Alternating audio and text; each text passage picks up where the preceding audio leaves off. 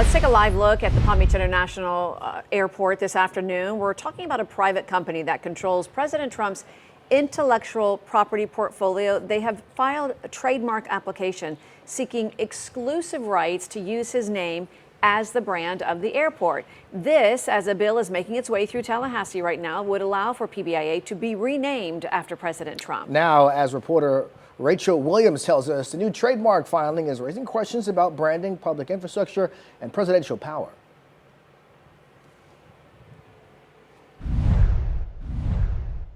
The company behind the filings is called DTTM Operations LLC. And just last week, the company filed 3 federal trademark applications for different names. Those names are President Donald J. Trump International Airport, Donald J. Trump International Airport, and DJT.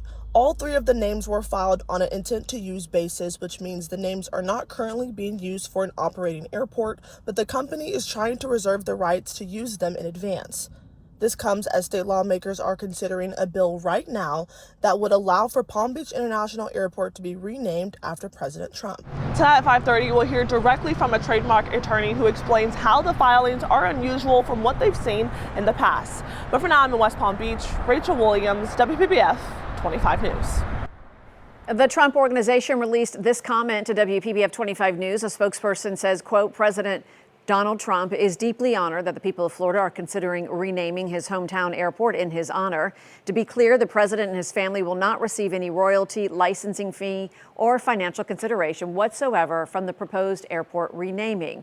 The airport renaming bill currently in the Florida legislature requires a license agreement from the Trump Organization allowing Palm Beach County to use his name for the airport. The Trump Organization is and always has been willing to provide this right to his hometown county at no charge. Tributes have